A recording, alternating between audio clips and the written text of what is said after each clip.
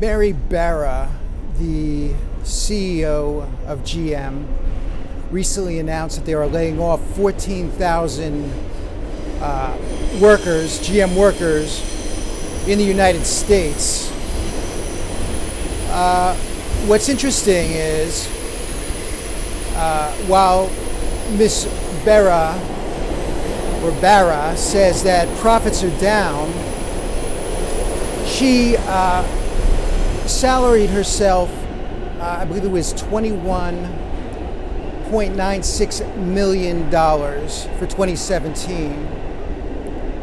And poor Mary, the year before that, she made $22.5 million salary. So she was down about $1 million. Wow, poor Mary. Now, the thing is, some of you might say, well, GM's a private company. They could lay off their workers or whatever. Sure, except for a couple of things. But before I begin, I would just ask that if you like this video, please hit like as well as the subscribe button. Thank you. So there's a few things. First of all, yes, the quote-unquote Ben Shapiro free market libertarians, the neocon libertarians, might say, hey, this is a private company, GM's a private company, they can lay off their workers, except that GM received a bailout from the taxpayers to save it. It would not exist, nor could Mary Barra pay herself a 22 or $21.96 million annual salary if not for the U.S. taxpayers.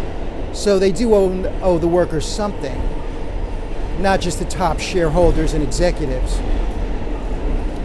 All right, that's one thing. Another thing is, this is not capitalism or Adam Smith capitalism, what they are selling. What they are selling is crony capitalism, parasite capitalism, predatory capitalism. You see what GM does. See, companies used to be in business to actually make quality products, increase sales, but now they are in business to manipulate stock prices. So what they do is they take the money they saved from these 14,000 workers and they buy back their own stock. And this inflates the stock prices, which makes the chief executives and the shareholders more money. It is a total scam. It is a Ponzi corporate scheme. And that's why all these companies like Facebook, Apple have such high stock prices. It's a bullshit smoke and mirrors show. And that's why the economy is going to collapse, because these high-paid CEOs are just working at, their main objective is to manipulate stock prices. All right, so then we have another issue.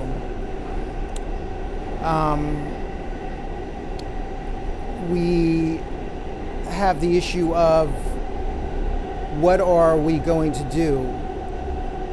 Well, I would say, I don't know about you, but I'm glad not to own a car. And for you dudes out there, or you chicks, sorry, women, who, like having you like having a car, you like a 69 Corvette or a 57 Chevy, 67 Mustang, whatever you're seen as, yeah, tool around, have fun. But for a lot of Americans, having a car is a really burdensome expense. They constantly break down, so they're have all these repairs, insurance, gas, and so many Americans spend a good deal of their salaries on maintaining their automobiles. What I would say is we should do what Germany, Japan did, create a rail system, and Japan especially, a high-speed rail system that people can get around everywhere. Every city and town in the United States is connected by high-speed public transportation. That would create a huge New Deal. I would also do it in conjunction with a green energy New Deal, but this would be a fantastic way to give high-paying jobs to people. And for all of you people saying, well, how can we afford that? How can we afford that? Well, the United States spent $29 trillion for the banker bailout, $6 trillion for the Iraq war. I think it was like $4 trillion for Afghanistan. And every time they drop one of those bombs in the Middle East, I think they're about $1 million. $1 million is $100,000 salary for 10 workers for 1 year. They have more than enough money. They are totally bullshitting you. The same way they're making you beg for a $15 minimum wage. That's a joke. The workers back in the 50s and 60s, I'm talking guys who worked in factories. They had owned a home, one income family. These guys, college was cheap, so the kids could go to school for free. Had great health care.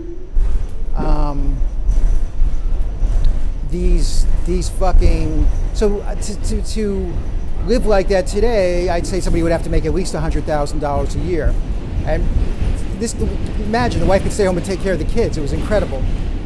And now they've gerbalized the U.S. population, the male population, to the point where people are on their knees groveling, begging for $15 an hour. Fuck $15 an hour. You should start thinking like $40, $50 an hour if you want to match what men used to make. If you want to get gerbalized, you're going to have to find yourself a warm rectum to crawl up. But I don't think that's going to help you, because the globalists and the corporatists are still going to shit you out. We need to get our priorities straight, stop buying into their corporate bullshit propaganda, their debt usury bank system, and we need to start restoring the republic, restore the working and middle class. This is the Democratic Socialist Libertarian. If you dig the message, please like, subscribe, share, feel free to comment it. And for Twitter, Instagram, please go to @DemSoLib. Thanks for listening.